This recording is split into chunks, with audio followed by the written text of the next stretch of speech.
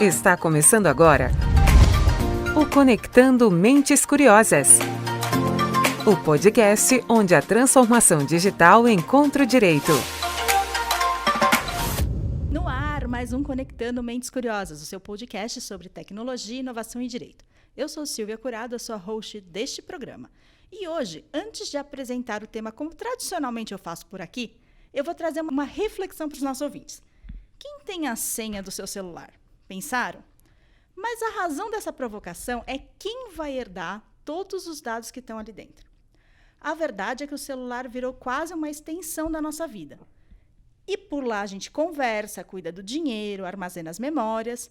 E quando a gente não estiver mais aqui, quem será o responsável por acessar tudo isso? É isso que ficou conhecido no mundo jurídico como herança digital, que é o nosso tema de hoje.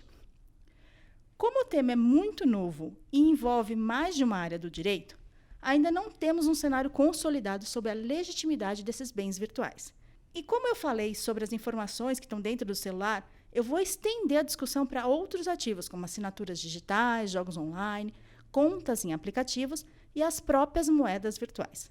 E para conversar com a gente, eu tenho aqui ao meu lado duas especialistas do tema, que estão estreando aqui no Conectando Mentes Curiosas. A nossa primeira convidada, além de especialista em privacidade e proteção de dados, é uma amante da leitura focada em comportamento humano. Ela também é pós-graduada em Direito Penal e Econômico pela Fundação Getúlio Vargas. Seja muito bem-vinda a esse podcast, Maria Paula Santilli. Oi, Silvia, é um prazer estar aqui com vocês hoje. Estou estreando aqui no podcast do Mentes Curiosas e espero ter uma trajetória aqui com vocês por muito tempo. Poder gravar bastante coisa interessante para vocês. Obrigada pela presença. E a nossa segunda convidada também é uma estreante, como eu já tinha dito. Ela é uma advogada que se apaixonou pelo mundo dos dados. Ela também faz parte do Comitê Público da Associação Nacional dos Profissionais de Privacidade de Dados, além de atuar como DPO. Ela entende tudo sobre proteção e privacidade de dados. Seja muito bem-vinda ao podcast, Jéssica Pelizari. Oi, pessoal. Olá, Silvia. Obrigada pelo convite. É um prazer estar aqui, contribuindo um pouco com esse podcast, falando um pouco do nosso conhecimento. Eu acho que vai ser bem bacana. Obrigadão pelo convite. Obrigada por estarem aqui mais uma vez. E como a gente comentou no início do programa, é tudo muito novo quando a gente está falando desse assunto, né, de bens digitais. Mas existem já alguns projetos de lei que tentam regulamentar essa questão de direito sucessório de dados, certo? Eu queria que vocês comentassem um pouquinho para a gente. Certo. Eu acho que antes de nós falarmos isso, é importante dar o contexto atual, né, do projeto de lei. Faz um bom tempo que eles estão tentando regularizar isso, né, colocar uma legislação específica sobre. Em 2017, tentaram fazer 3 projetos de lei. Eles foram arquivados e o último foi escrito em 2021, né? E está em votação para ver se vai ser aprovado ou não esse projeto de lei. Então, assim, atualmente hoje nós não temos uma legislação vigente que regulamente isso hoje, né? Mas, culturalmente, nós percebemos que a sociedade está se movimentando para esse caminho, né? As redes sociais, o planejamento sucessório de herança digital, né? Por exemplo, essa semana mesmo, uma rede social pediu para eu atualizar minhas informações e quando eu cliquei lá, perguntava para que pessoa que eu gostaria de deixar a minha rede social como herança, né? Eu achei muito interessante, porque apesar de não ter uma legislação vigente, né, a sociedade está se movimentando isso porque está sentindo a necessidade. Com certeza. Né? Não só a sociedade, mas como os aplicativos, né, hoje em dia, Facebook, Instagram, LinkedIn, Twitter, alguns possuem esse tipo de mecanismo que é você conseguir deixar as suas senhas, para quem que eu gostaria de encaminhar as minhas senhas caso eu venha a falecer. Então, a gente nota essa preocupação. O mundo está cada vez mais digital, então a gente tem que se preocupar com isso. As pessoas, eu brinco com isso, as pessoas limitam o conceito de herança muito a patrimônio monetário, de dinheiro, casas, enfim. Mas vai muito além disso. Por exemplo, hoje tem pessoas que trabalham com redes sociais, que ganham a vida trabalhando com redes sociais. Caso essa pessoa venha a falecer, ela pode deixar um perfil que contém milhões de seguidores. Exato. E que hoje, por exemplo, você vai divulgar algo no perfil que tem essa dimensão absurda, o dono, o proprietário desse perfil ganha não sei quantos R$1.000 por um post, por um stories. Então, é algo que tem que ser pensado, que a gente precisa de um respaldo jurídico, com certeza. E é interessante isso que a Maria Paula disse, porque eu acho que a maior dificuldade de aprovarem esse projeto de lei está sendo justamente essa discussão, né? Porque o projeto de lei especifica, por exemplo, uma rede social, que, consequentemente, se alguém falece, essa rede social é uma herança digital e vai para os seus herdeiros automaticamente, não que precisa de uma autorização expressa dizendo se você quer ou não. E aí entra com um conflito da privacidade, né?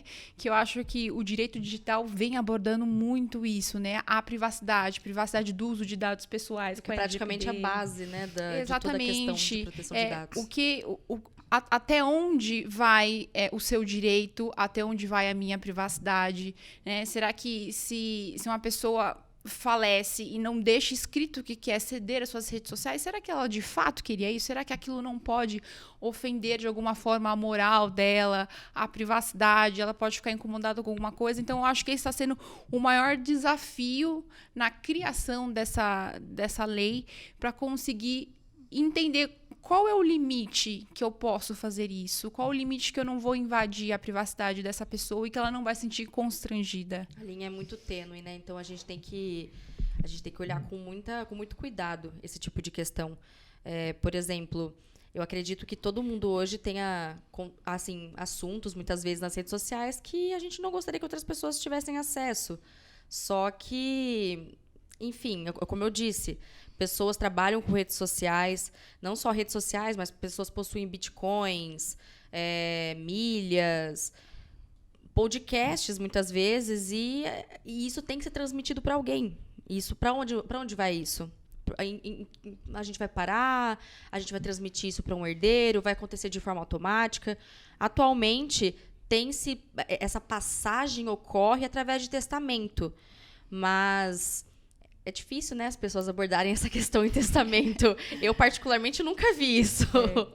Culturalmente, as pessoas não pensam muito, né, no planejamento sucessório, mas eu acho que, aos poucos, né, a sociedade brasileira está começando a mudar esse mindset, né?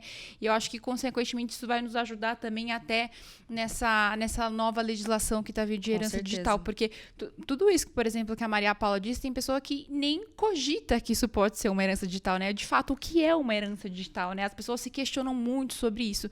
E tem tudo isso que ela disse, né? Por exemplo, nós temos artistas que começaram a faturar muito mais depois que faleceram. Gugu, por exemplo? Michael Jackson, né? Então, entre assim, outros. Tudo isso começa numa herança digital, né? E aí as pessoas vão monetizando isso de alguma forma, né? Então, não tem como desconsiderar isso, né? Sem dúvida. Essa era a minha próxima questão, que a gente não pensa, né? Quando a gente está pensando em herança, normalmente é o que vocês falaram, vem à cabeça os imóveis, o carro, o dinheiro. Mas os bens palpáveis, né? Mas mesmo os palpáveis, por exemplo, ninguém nunca parou para pensar sobre a guarda de documentos, as fotografias das famílias. Pois é. Né? Isso acaba indo parar na casa de alguém de uma maneira muito natural, os diários, as cartas. A gente sempre invadiu, de alguma maneira, a privacidade das pessoas. Verdade. Acontece que agora a geração de dados é muito maior. E é onde fica o limite entre o que é o direito sucessório, porque ninguém nunca parou para pensar que a fotografia poderia ser, de fato, uma herança. E a privacidade da pessoa, né? Porque também, quando a gente tinha só a possibilidade de fotografias impressas, ninguém tirava uma foto íntima e mandava revelar. É verdade. Não tínhamos os nudes assim com tanta facilidade. É verdade. É engraçado, né? Para você ver como a realidade do dia a dia vai mudando, né?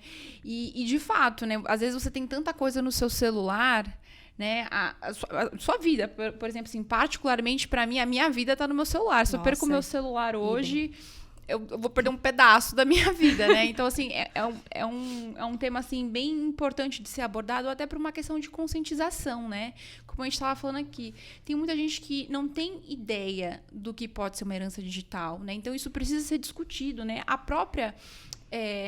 Os próprios projetos de lei, eles têm esse desafio, né? De fato, o que eu posso considerar como um ativo, uma herança digital, né? E tudo isso, né?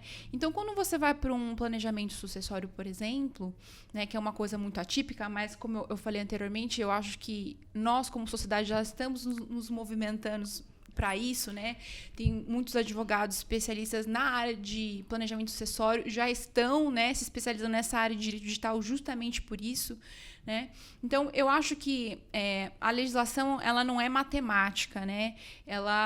Você sempre consegue buscar o seu direito, buscar aquilo que você acredita. Então, num planejamento sucessório, se eu colocar ali, eu quero colocar como uma herança digital um ensaio artístico que eu fiz, eu quero colocar lá. Na legislação, não vai ter isso específico, né? Um ensaio artístico em fotografia digital, JPEG. É uma coisa muito enregistrada ainda, né? Exato, não vai ter isso. Mas se eu colocar isso num planejamento sucessório, justificando que eu quero que isso vá para tal pessoa de tal forma, isso é concedido, né? Então, justamente, eu acho que, apesar da legislação estar um pouquinho mais atrasada com que o mercado, a sociedade está se movimentando, eu acho que nós estamos conseguindo dar um direcionamento para isso, né? E, inclusive, eu acho que tem não só no direito digital, mas tem muitas legislações que primeiro acontece a parte cultural e depois que eles entendem a necessidade, a depois importância. Que todo mundo para pensar e fala, mas tem isso, né? A gente precisa regularizar a gente precisa isso. Pensar nisso, e aí né? nasce a lei de fato, né? A vigência da lei. Mas é muito interessante. Mas eu acho que isso até toca um pouco no que você comentou em relação à proteção de dados. Hoje, tudo que tange proteção de dados, a gente ainda está pisando num campo muito escuro. É relativamente uma coisa nova para o Brasil, para não falar totalmente nova. Eu tenho para mim que o brasileiro não tem uma cultura de proteção de dados, a gente não entende o valor dos nossos dados, a gente não sabe o quanto que isso é valioso. Então, eu até eu vou levantar essa questão para todo mundo que eu converso, quando eu falo que eu atuo na área. Quando a gente vai numa farmácia, por exemplo, e perguntam pra gente, qual que é o seu CPF? Alguém já parou pra pensar, pra que eles querem meu CPF? O que eles vão fazer com isso? CPF é quase que o seu cartão de passe para fazer compra, ultimamente. Exato, gente. Né? E CPF é uma coisa extremamente valiosa. Uma pessoa pode fazer tudo com o seu CPF. Exatamente. Entendeu? Então, a gente precisa se questionar em relação a certas coisas que envolvem a proteção de dados. Para que você quer meu CPF? Essa senha que eu tenho aqui, o que eu vou fazer com ela? Eu vou deixar anotado em algum lugar? Que lugar que vai ser esse? Eu vou deixar vou passar para alguém? Eu vou autorizar essa pessoa? Se acontecer alguma coisa comigo, você tem aqui as minhas senhas? Então, é tudo muito novo. A gente precisa começar a pisar num solo mais firme e não viver nessa escuridão que a gente está hoje, que é tudo muito incerto e que cria uma insegurança jurídica muito grande, né? Porque, por exemplo, assim, um exemplo, se eu vier a falecer hoje, aí meu pai entra na justiça para ter acesso às minhas redes sociais. O juiz pode aceitar, o juiz pode não aceitar. Então, cria aquela coisa de será? O que será que vai acontecer? As decisões, né, que estão acontecendo hoje são negativas, né? Atualmente, eu vi algumas decisões que saíram e todos estão negando pela privacidade, né? Isso é muito interessante. E, de fato, assim, eu, particularmente, se minha mãe entrasse hoje pedindo minhas redes sociais, eu não sei se eu me sentiria muito à vontade para isso. Eu seria deserdada. Né? Mas isso é uma situação tão delicada, mesmo quando você tem o acesso, né? A minha mãe faleceu recentemente e ela me deu a posse de suas senhas bancárias, do celular. Ainda assim, é uma sensação muito esquisita você pegar, abrir o celular de alguém, olhar todas as fotos, as mensagens de WhatsApp que ela trocava, ou mesmo ela tinha lá os seus... Você se sente mal. Os e-mails da empresa. Será que eu posso? Não posso ver? E se ali tem algum dado confidencial? Como é que fica essa questão? Tô violando alguma lei aí, né? De acessar alguma coisa de contratos de confidencialidade que ela tem acessado, um NDA, por exemplo, sei lá. Sim. E ela também, do outro lado, também nunca parou para pensar, né? Porque a gente tem e-mail há pouco mais de 20 anos. Então, se usavam qualquer coisa e ninguém parava para pensar no tamanho da dimensão que isso poderia tomar. E de você usar o seu e-mail corporativo, de repente, em contas pessoais. Hoje isso já é mais bem delimitado. Mas há 20 anos atrás, quando o e-mail começou, quando ela trabalhava lá atrás, ela nunca parou para pensar nisso. E eu tive que pedir para a empresa, olha, então, preciso do e-mail. Explicar a situação, né? Para poder acessar o perfil lá da conta de luz. Você pode me ajudar? E esse lado ele já entra um pouco mais na parte de segurança da informação, né? Eu acredito que hoje a segurança da informação tem um desafio assim muito grande, né? Que, como você disse, a tecnologia ela vem evoluindo com uma velocidade muito rápida, né? E ao mesmo tempo as pessoas não estão conseguindo acompanhar tudo que precisa ser feito com segurança, né? Uhum. Mas ao mesmo tempo eu acho que nós estamos conseguindo aos poucos conscientizar as pessoas, coisas importantes, por exemplo, que você disse da sua mãe, de usar o e-mail pessoal e o profissional juntos, né? Hoje, muitas empresas estabelecem isso numa política de segurança da informação, em treinamentos, né? Em campanhas de comunicação, de compliance, né? Uhum. Olha, você precisa ter uma vida separada da outra, né? Vida pessoal no e-mail pessoal, vida corporativa na via corporativa, né? Então, isso era uma coisa muito comum antes, né? Mas é que aos poucos a gente está trabalhando. E a segurança da informação, ela preza muito por isso, né? Uma das bases que a gente sempre ressalta para todo mundo, né? É esse controle. LGPD também trouxe muito isso, né? Que ela fala do controle. Quando você mistura a sua vida pessoal com a sua vida profissional, você não consegue ter controle. Se eu, por exemplo, eu trabalho no meu celular particular com assuntos corporativos. Se eu saio da empresa, meu celular vai todinho comigo, o histórico vai junto também. Então, a empresa ela acaba perdendo o controle, né? Desses dados, dessa vida que eu estou carregando no meu celular, né? Então, ele já entra nesse meio de você precisa se conscientizar. A empresa ela faz todo um trabalho de compliance, mas o principal papel aí tem que ser a pessoa se autopoliciar para não misturar isso, porque acaba sendo muito comum, né? E toca muito no ponto da gente se questionar, né? Da gente se questionar em relação a tudo que envolve os nossos dados hoje em dia. A Jéssica tocou num ponto importante que eu até estava lendo esses dias, sobre como, por exemplo, se eu acesso o Wi-Fi da minha empresa e eu utilizo o Wi-Fi da minha empresa para acessar conteúdos pessoais, e vamos dizer que eu cometo um crime acessando o Wi-Fi da minha empresa, a empresa pode ser punida por isso. Porque é por ali que eles vão rastrear. Exatamente. Rastrear o IP. Então, é criar essa cultura, é criar esse debate e essa consciência em relação a todas as pessoas de se perguntar o que eu estou fazendo com tal dado, o que isso pode me gerar, aonde que eu tenho que me preocupar, e querendo ou não, tá tudo a ver com herança digital. E fora a burocracia, né? Por exemplo, o que você deu, o exemplo da sua mãe. Pensa na burocracia da dificuldade que você teve em resolver os problemas pós-falecimento, né? Das contas que estão no nome dela, né? Inventário, tem um monte de coisa que hoje em dia a gente não mal usa papel. Todas as contas que eu pago hoje, por exemplo, todas digitais, não chega mais correspondência para mim, é uma ou outra, né? Então pensa na burocracia. E a gente não tem um processo para isso, né? Eu acho que as empresas maiores da área de tecnologia já estão se preocupando com isso, que são as redes sociais, né? Que são as mais visadas. Mas empresas mais tradicionais não têm um processo para isso, né? E é aí que faz a falta a legislação. Porque eu vou ter que buscar o judiciário, né, para conseguir regularizar uma coisa desse tipo. Inclusive, eu queria tocar nesse ponto. A justiça negou o acesso quando não há manifestação pública da pessoa falecida. Mas quando a sucessão estiver inclusa em testamento, como é que vai funcionar isso? E aí eu me preocupo. E eu fico, sabe, sem resposta.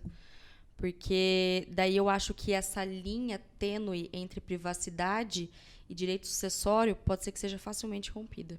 Porque a gente teve recentemente, só para complementar a pergunta, outras decisões onde o juizado negou o direito do parente mais próximo de violar a senha do falecido, justamente em razão disso, certo? Sim. Eu acho que a gente entra naquilo que eu tinha falado anteriormente, né? A gente precisa justificar o porquê eu preciso fazer isso, né? se for uma justificativa que de fato preciso, por exemplo, o exemplo da sua mãe, bom, eu preciso ter acesso ao e-mail dela porque eu preciso regularizar para cancelar a conta de luz, cancelar, não sei, o aluguel onde ela morava, eu preciso cancelar o benefício do INSS, é uma coisa. Agora, outra coisa é a pessoa querer ter acesso à privacidade da pessoa De curiosidade. por curiosidade. Exatamente. E é aí que me preocupa. Entendeu? Então, eu acho que individualizar, né, cada caso. Exato. E, assim, o bom do direito, né, ainda mais quando estão começando novas ideias, numa inovação na legislação, ainda mais com o direito digital, tá vindo com tudo agora, né?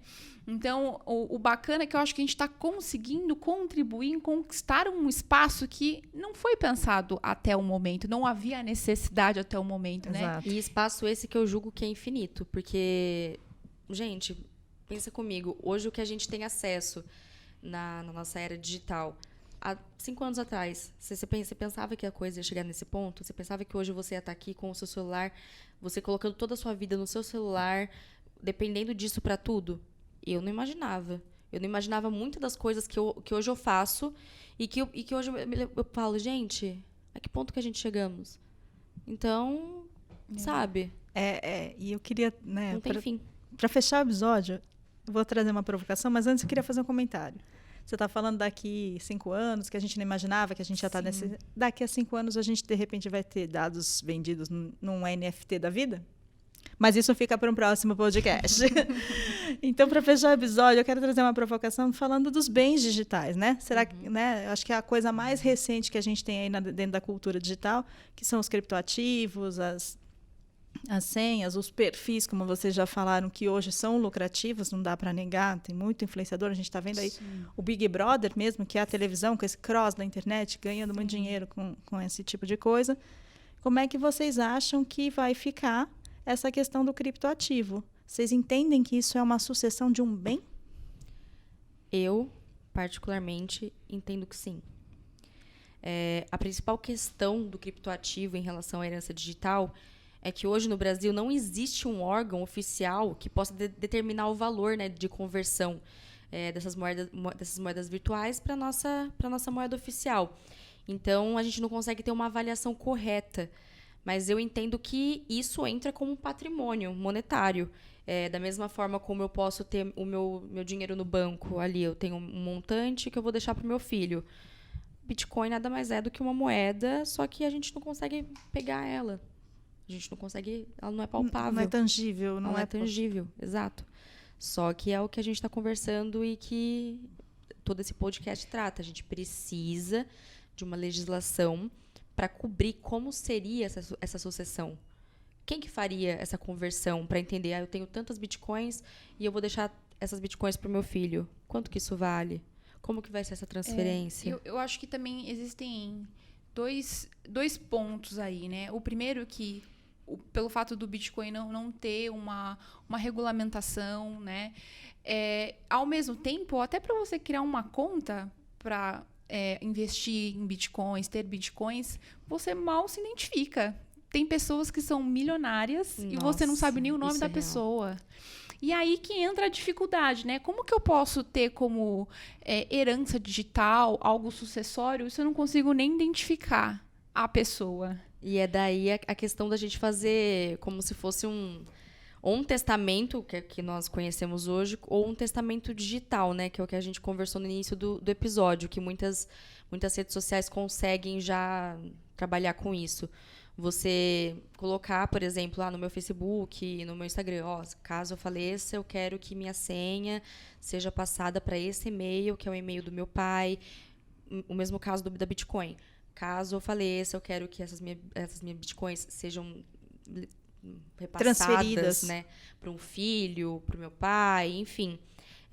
Enquanto a gente não tem uma legislação que aborde essa transferência automática, a gente tem que pensar num testamento. Mas esse testamento, no caso, ele teria que colocar ID, por exemplo, e senha. Não, ele teria que colocar tudo, se não tiver, né? Porque se não tivesse, você não consegue nem localizar a pessoa. Não, exatamente. Né? E essa é a dificuldade da Bitcoin, né? Porque a gente nunca sabe quem que é o dono daquela Bitcoin. Exatamente. Só a pessoa que é dona, sabe? Então, e o bom que o direito, eu acho que essa lacuna, Zona cinza. Essa zona cinza é exatamente isso. Pra não falar preta.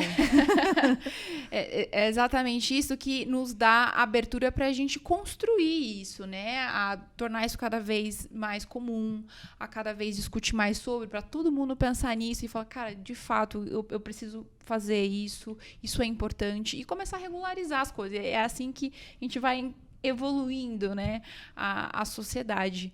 Mas eu fico pensando num planejamento sucessório de bitcoins, né, como que ele é confeccionado, a ID, senha, a comprovação, o IP da máquina que você está acessando, tudo isso, assim, é muito detalhe, né, e que ao mesmo tempo ninguém pensa nisso, Ninguém. né? Ninguém. E é caro. Não estamos falando de um ativo baratinho. Não estamos com certeza. Mas para quem tem Bitcoin, né? Daí isso não é problema. Eu acho que ela não está muito preocupada. Ela não está preocupada. Então, com isso, eu queria agradecer muito a tua presença, Maria Paula, por ter aceitado o nosso convite. Foi uma grande estreia. E se você quiser deixar suas redes sociais para as pessoas te encontrarem no LinkedIn, bater um papo, como é que elas fazem? Bom, gente, eu agradeço a todos que acompanharam a gente até o final desse episódio. Eu agradeço a Silvia pelo convite. É uma honra estar aqui. Pode ter certeza que vai ser o primeiro de muitos aí. Bom, vamos lá. No LinkedIn eu sou a Maria Paula Santilli. No Instagram eu sou a Maria Paula Santilli. Eu sou a Maria Paula Santilli em todas as redes sociais. Se quiser mandar mimos, pode mandar. Boletos não se enquadram como mimos, hein, pessoal? Esse daí eu já tô bem suave. Mas mandando mimos, a gente aceita. Jéssica, foi um prazer ter você aqui. Obrigada pela estreia, por ter aceitado o convite. E eu estendo a pergunta, como é que as pessoas te acham na rede social para trocar uma ideia? Eu que agradeço. Foi um prazer aqui compartilhar com vocês, jogar essa discussão no ar aí. Eu acho que é importante. Essa paranoia para todo mundo agora. Como eu disse, eu acho que o que nós estamos fazendo aqui hoje tem uma contribuição muito grande para a sociedade como um todo, né? Então, o prazer foi meu. Obrigada mesmo pelo convite. Nas redes sociais, vocês conseguem me achar como Jéssica Natasha Pelizari, né? Na Instagram, Jenna Pelizari é meu ID, então não tem erro, é só qualquer pergunta que vocês tiverem, quiser falar mais sobre, estou super à disposição, adoro o assunto, e no que vocês precisarem, conte comigo. Obrigada, meninas. E para terminar, um agradecimento especial a todo mundo que ficou com a gente até aqui. E para lembrar que se esse conteúdo agregou para você, vai lá, nos ajuda compartilhando com a sua rede, que isso conecta mais mentes curiosas nessa jornada. Aproveita e segue o @PG Advogados lá no Instagram, no LinkedIn e no Facebook para não perder nenhum dos nossos conteúdos. Bom, agora, se você chegou aqui hoje, eu te convido a conhecer tudo o que a gente já falou por aqui. Vai lá no Spotify, na Apple Podcast, no Deezer ou na sua plataforma favorita e aproveita todo o conteúdo que a gente produz com muito carinho. Eu vou ficando por aqui e te encontro no próximo episódio do Conectando Mentes Curiosas. Até lá!